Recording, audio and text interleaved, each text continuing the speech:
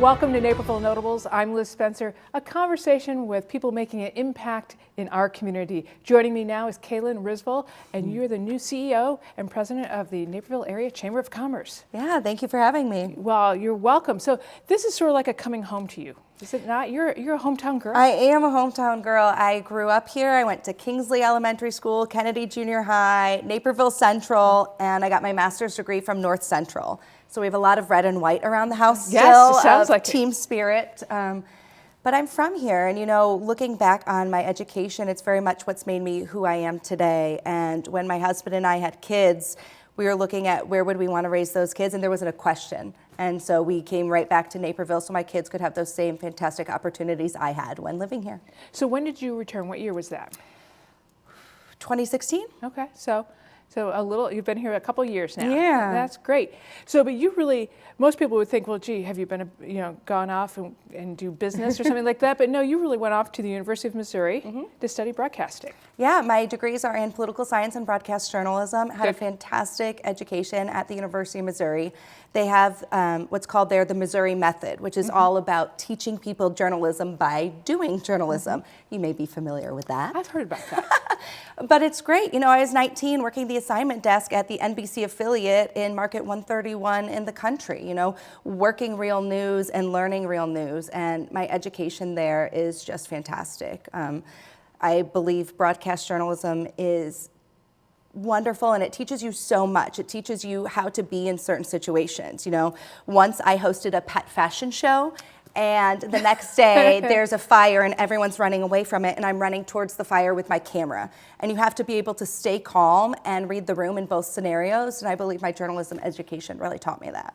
Well, and I think journalism is really important. I think, I'm a little biased, but today, I mean, more than ever, we need to know what's going on, whether it be a very local level like here at NCTV or to a bigger level, whether, a larger Chicago Tribune and beyond. So yeah, and we need to be the fact finder. So when I was interviewing for this position, that's what I talked about. I said, my journalism background makes me a good fit for this position because I'm going to be your fact finder. I'm going to go out there and talk to the people who are members of the Chamber of Commerce, see what they like and what they don't like, and people who aren't members of the Chamber of Commerce and find out why. I want to look at that spectrum and see where I fit in, where the Chamber fits in, and where we can help the business community.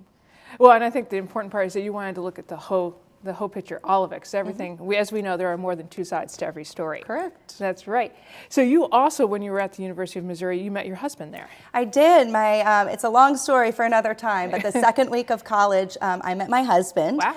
And he was a year older than me and came up to me at a party. I was in a sorority and he was in a fraternity. And we had a mixer and he said, "What's your ring size?" And I said, 5.5, why? And he goes, "One day I'm going to marry you." And I was That's like, awesome. Okay. And we had this long going joke back and forth of I'll meet you in Vegas. And we were just really good friends. And we went on our first date 6 years later. So wow. Just really good friends and reconnected later when he was in law school. And I was a morning anchor in Oregon, actually. Our first date, he called me, said, "What are you doing March 31st? Like, I don't know, waking up at 2 a.m. and going to work.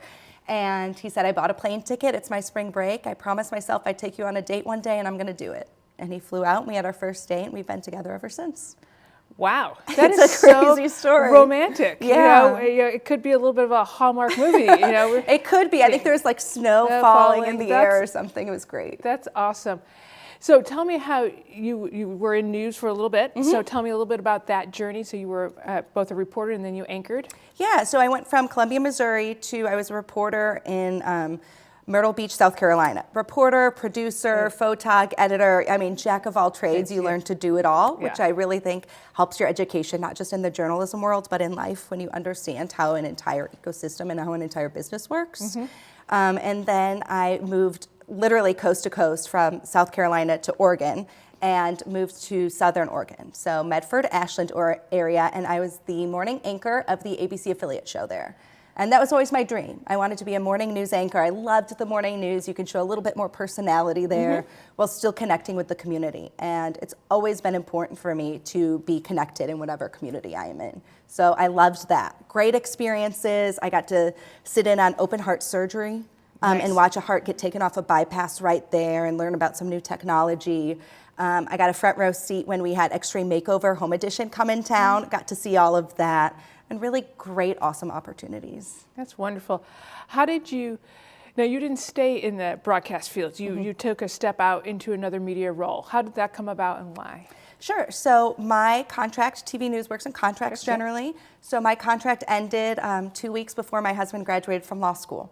And so it just kind of was serendipitous that we both were figuring out our next journey at the same time. And I wanted to move home. Family is very important to me. I'm a big traditionalist, I'm very sentimental, and I wanted to come closer to my family. So we moved back to Chicago, and a little bit after we moved back here, I started working at the Alzheimer's Association, which is a cause just so near and dear to my heart. Both of my grandmothers passed away from the disease, and I wanted to take my passion for journalism and my passion for helping people and those with Alzheimer's and really turn it professional. And I was able to combine those two.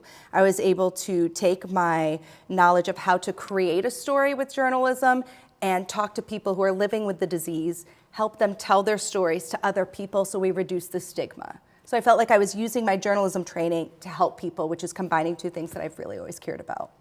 That's wonderful, and that's not an untraditional move in the media.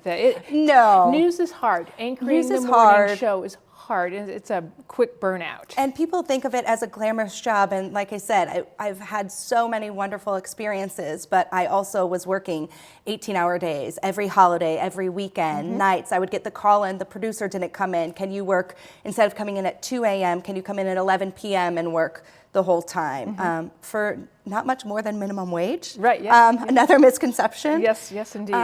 It's hard work, and it's not that I'm afraid of hard work by any means, it's just a different lifestyle. And I knew when my husband and I had started dating that we wanted to have a family, and I wanted to be home on Christmas morning and not anchoring the morning show. So I made that switch early on so that I could have that great work-life balance that we all try to achieve. That's right. Well, and I always tell people that television is a lifestyle. It's also a lot of lifestyles, a lot of years in 1 year. You live a lot because those days are so big, and so you get a lot done in one day. And those people you work with are your family. Yes, some of my best friends to this day are the people from my first 3 markets. There's something in the newsroom that has this great camaraderie, and you just are bonded for life. You are bonded for life because you've been through a lot together. Yes. So how do you think all of this experience prepared you for the chamber? First, hang on to that, what attracted you to it? Because the job came up and the next thing, you were applying for it. Did you plan on any of this? No. Yeah. It's so interesting when you kind of zoom out at life, how all the pieces kind of are all interconnected. So I was at the Alzheimer's Association, and I was made a manager and had this great team and loved my job there. But I wanted more, and I was yearning for, I want more training. I think I'm good at this, but I want to make sure I am. I want to be better. And I just didn't have those opportunities there. And so I'm the type of person that if the opportunity doesn't exist, I find it. And I was like, how can I become better? I can go get a master's. And so I was looking at programs, and North Central here in town has a fantastic master's in leadership studies. I looked at the curriculum, was like, every one of those classes is something I want to take. I want to take conflict resolution, global leadership, organizational business. And so I went there really just to better myself. And in turn, better my career, not necessarily knowing what that would look like, but just make myself a better manager.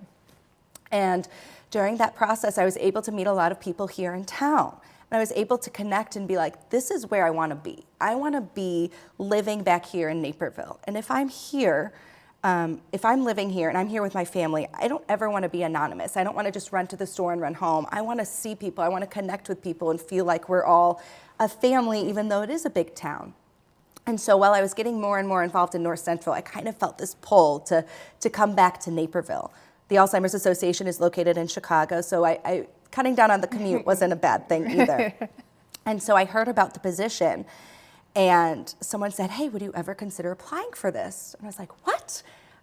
They sent me the job description, I read it, and I was like, yes, yes, yes. Every single thing on the job description is something that I felt like I could do and I wanted to do. So I heard about the position, and I just ran at it head first. I did a ton of research about it and found out how I could fit in, just because I felt that I would be good at the role. I also wanted to make sure the chamber was a good fit for me, which is why I did the research. And in all of my interviews, I kept talking about this journalism training, about the ability to research everything, about the learned ability to really look at things, I'd like to think, with an unbiased view and understand what's true and what the facts are. And I think using my leadership skills and my community knowledge and my journalism training, it really brings me together to make hopefully a good leader for the chamber and for our community. I think you're off to a good start. So talk to me a little bit about moving the chamber forward, because like everything else right now, not-for-profits are struggling, though you're a little bit different than your traditional one, but it's a membership-based. Chambers in general are struggling. Those types of organizations have some challenges in this digital, online, social media type of world. So what are your thoughts on what you need to do? Sure. Well, the great thing is Nikki Anderson really put us in a fantastic position. I mean, let's be real. The foundation she built for me is wonderful, and I'm really grateful to her for that.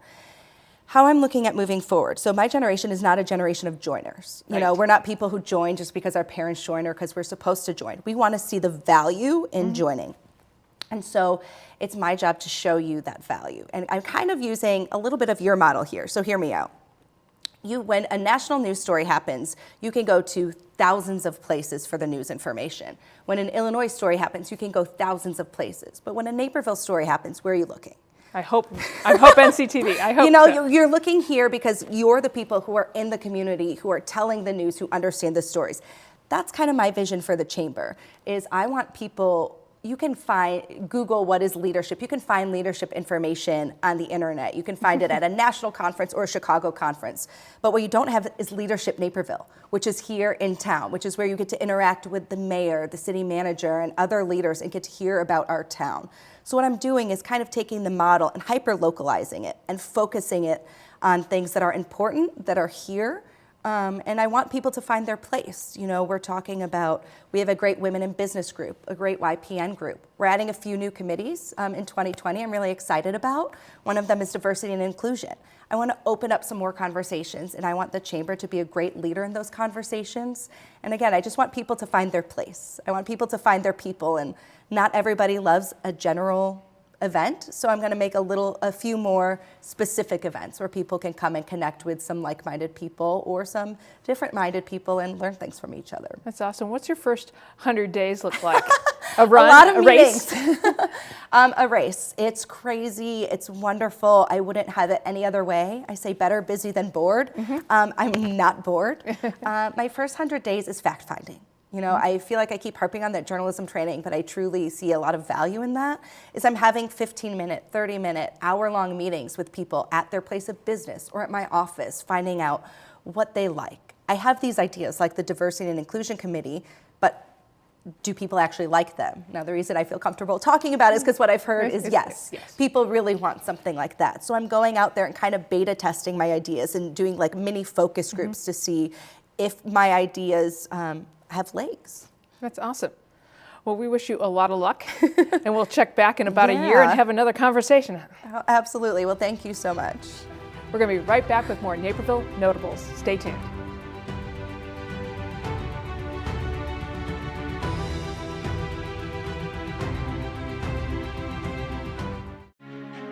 Stay up to date on what's happening in our neighborhoods and schools at City Hall and all across town with NCTV 17 News Update.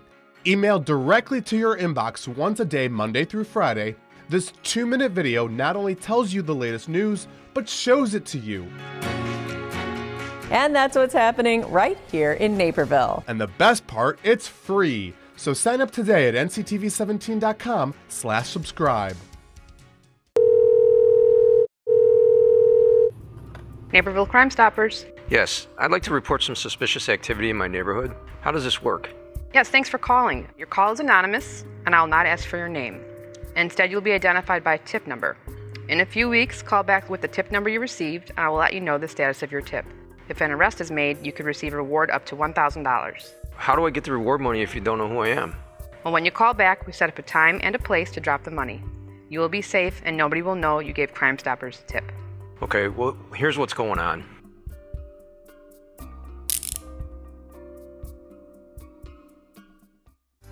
Give the gift of downtown Naperville. Treat someone special to a great shopping, dining, or spa experience with downtown Naperville gift cards. Good at more than 150 businesses. Purchase them at 4 convenient locations or online and have them mailed directly to the lucky recipient. Best of all, there's no purchasing fee. Just choose an amount and send. It's that easy. The perfect gift for anyone at any time.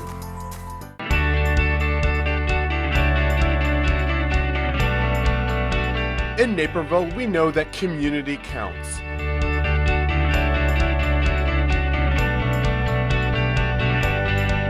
In fact, it's in our name.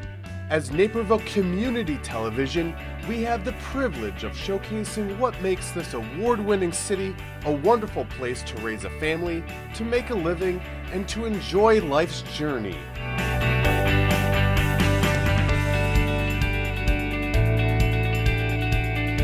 That's why it's our mission to capture on camera those special moments that connect us.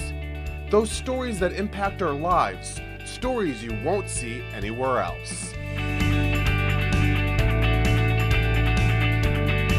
So watch Naperville Community Television on air, online, and on social media.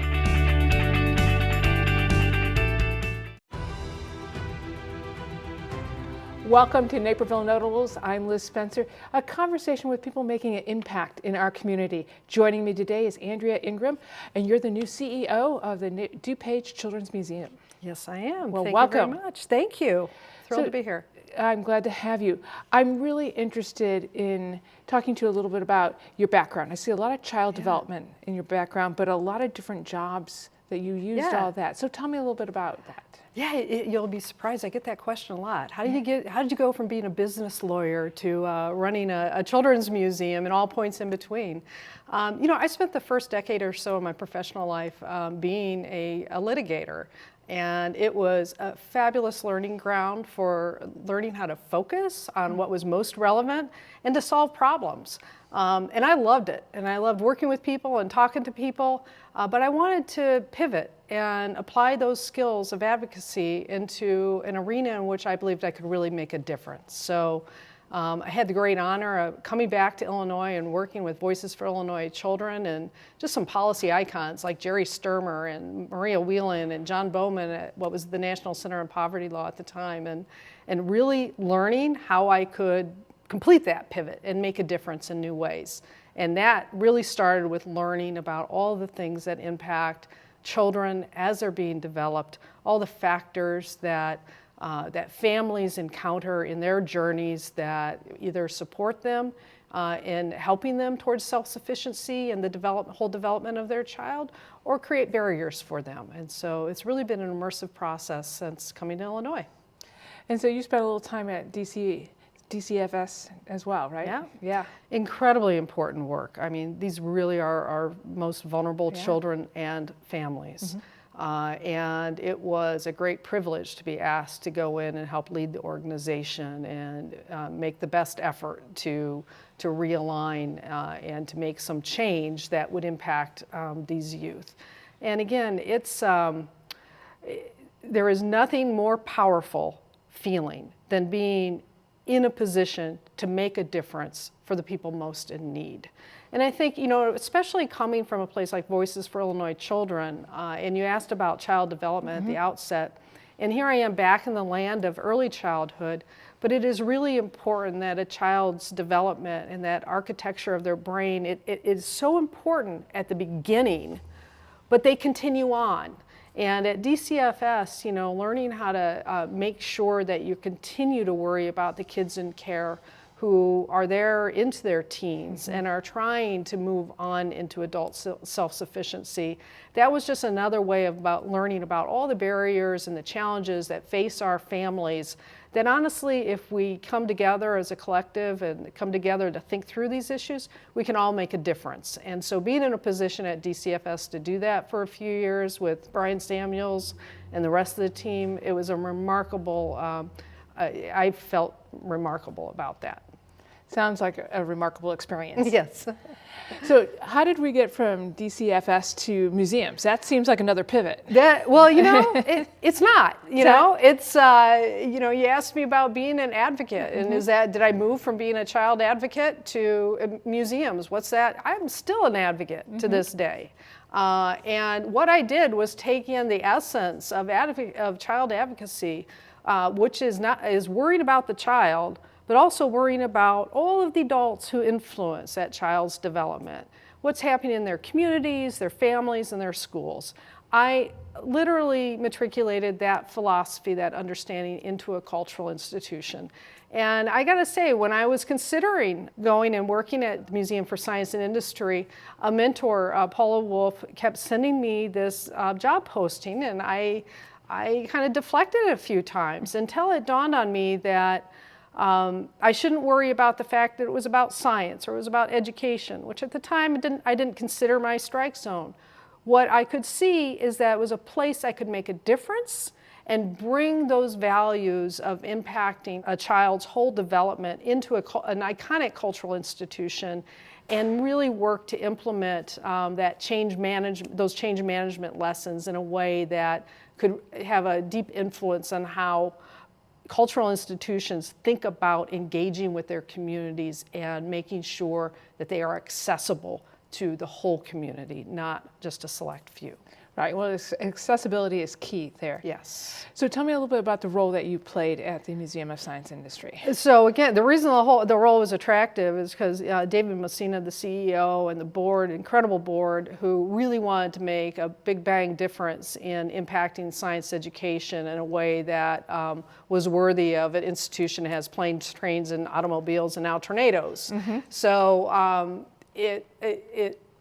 by bringing me in, I was given the opportunity to make investments in science education that did exactly what I had said before. So what can we do to really support communities engaging around science education around their children? So it's all about not replicating the wheel. Where are the kids? Who are the adults? So our kids go to out of school time arenas every day.